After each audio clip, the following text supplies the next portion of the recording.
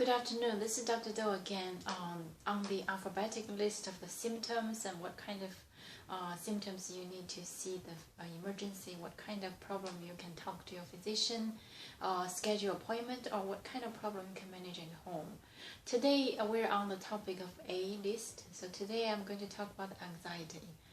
This probably is very common, but it's not very well recognized.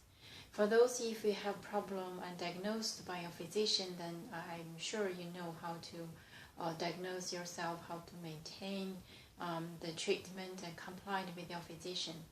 For those do not know, they might or may not have the anxiety. Today I'm just going to talk about it to remind yourself to check it to see whether you have it or not have it. Basically, anxiety is just a disease of constantly worrying. You worry a lot, pretty much every day in a week, and there's a diagnosis criteria beyond 6 months, for example, with the irritation, hard to get sleep, and not function very well. But these are the criteria for your physician. I'm going to talk about for yourself what kind of how to recognize whether you have it or not have it. So just the two questions to ask yourself. Are you, or you talk to yourself, am I constantly worried most of the days during the week, or most of the time during a day? And this worrying impaired your function. So impaired your sleeping, impaired your function, even you feel irritated or constantly restless. So if this is the case, if this is your concern, then I really think you probably need to talk to your physician.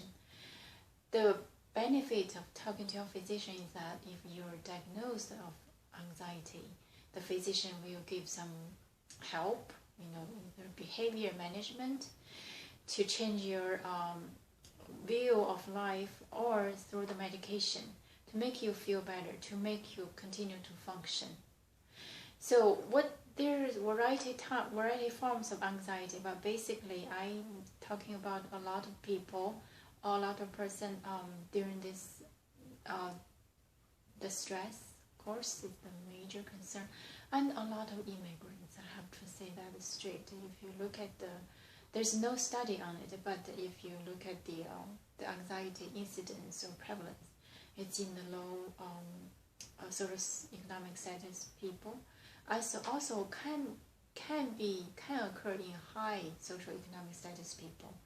But if you have this, if you have constant worries, like I said, ask yourself. Even though you visit the physician says, no, you do not meet the criteria for anxiety, but you're still worrying. There's some behavior cognitive method. I'm not going to call treatment because you do it for yourself, not seeing the physician. How to manage if you have the worries not meet the criteria for anxiety. First of all, change your point of view of life. Learn some meditation or relaxation, yoga, exercise, whatever it is, can calm your nerves. Okay, if you have those special moment, feel like, oh my God, I feel so intense, I cannot breathe, feel like almost a panic attack. I think we all have it once in a while, here or there, now or then. But if you constantly have this, that's not a accidentally worries or concerns. You should do something.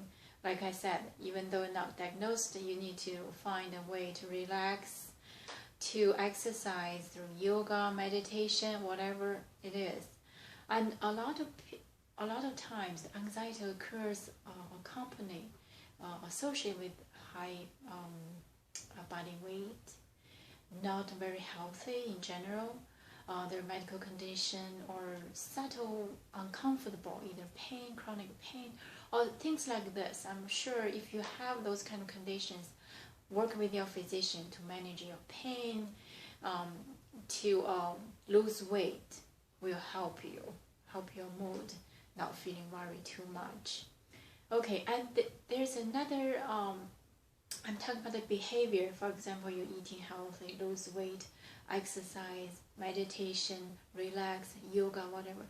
There's called cognitive management. I'm not saying you treat yourself in the cognitive method, but you can use, which change the point of view of your life. Try to think something positive.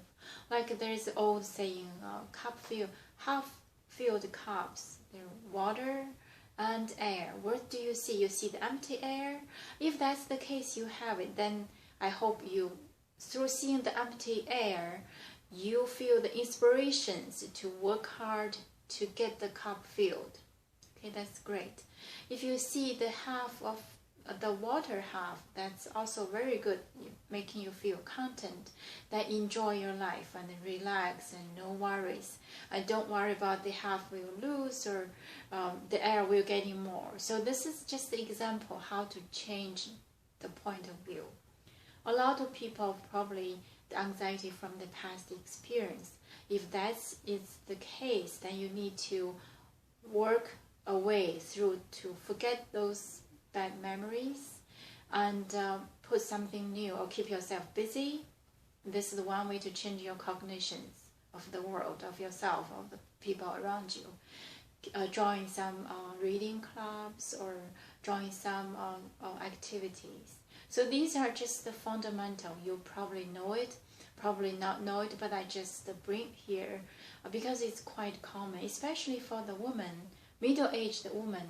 Some of the subtle physical conditions might impose the risk for anxiety, just not knowing it. So if you have any concern of this, either you test yourself and then you see your physicians, regardless of what you think. If you doubt it, check it out. So go with your physician to make sure a clear diagnosis to rule out or rule in. If you have it, start treatment early. If you don't, that's time to celebrate and you can relax.